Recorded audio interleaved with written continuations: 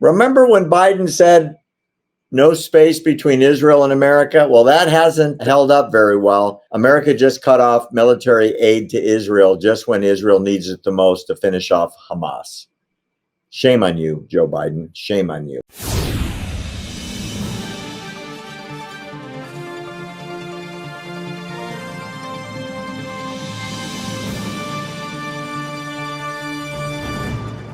Claire, it's amazing that after October 7th, when Biden stood shoulder to shoulder with Israel, expressed the horror at the massacre that had taken place, expressed horror at the massive destruction of Israeli property and the taking of all the hostages, we will stand with Israel now and forever. Out of the blue, as Israel is finally about to end Hamas, according to all the reports from both the United States and Israel, Joe Biden cut off weapon shipments to Israel. Why? Well, the reason given or told to reporters by these unnamed senior U.S. officials they often cite, the reason is objections to Israel's military operations in Rafah and expressed concern about Gazan civilians, non-combatants, many of whom are in Rafah. And of course, Secretary of Defense Lloyd Austin appeared before Congress just a day or so ago, basically said, waffled a little bit. We haven't made a final determination. But in the meantime,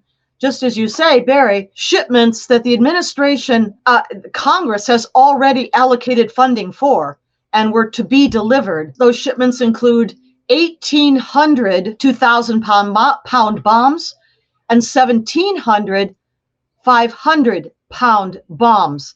Also something called JDAMs for short, that's an acronym, Joint Direct Attack Munitions, that one would think would be beneficial to the cause of avoiding civilian casualties unintended, because these upgrade kits help to turn weapons, munitions into more munitions, targeted, guided munitions. They're the smart bombs that let Israel hit the exact building. And they use those. They're very expensive. They have extremely advanced guidance systems. And the point is, you're not carpet bombing. You're selectively taking out the enemy and leaving the apartment building next door fine.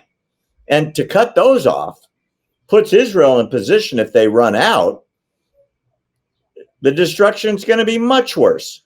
Yeah, exactly. And also, we should note that for quite a number of weeks now, Israel has been preparing humanitarian enclaves for the Rafah Gazan civilians to move into and encouraging them to go there further north, up towards more the central part of Gaza, the Gaza Strip. And there are prepared humanitarian assistance, food, water, medical assistance for them. So they've already taken the steps to protect those civilians and encouraging them to move on into those protected enclaves.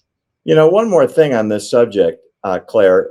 I was doing research and I found about a half a dozen contradictory statements from Blinken, from Pentagon officials, from Biden, Kamala Harris, when she mumbled something unintelligible last week on the subject, going back and forth. We understand you need to go into Rafah, but it has to be limited, or we're only going to approve the incursion into Rafah if the civilian needs are taken care of and they're protected. And we're only going to approve it if it's a limited strike. And I mean, the mixed messaging is just bizarre. And I can imagine the spring of 1945 when Allied troops were in Berlin.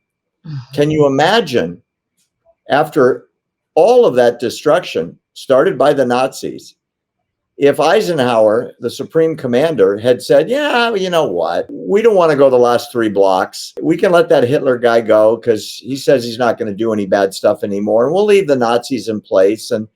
And we've destroyed most of the infrastructure. The world would have revolted. It was unconditional surrender. Mm-hmm. Same with the Japanese.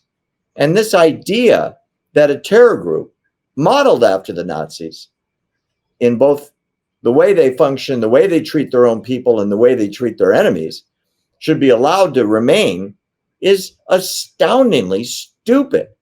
And yet it's being pushed, not just on college campuses, but in the White House. Yeah, I think that jumbled messaging, exactly right, that's coming out of the White House by these various different representatives, spokespeople, I think that reflects their unwillingness to say what they really mean. And that is, we don't want to destroy Hamas entirely. We want Hamas to survive. That's the real message that they hesitate to say. But in my mind, that's what they really mean.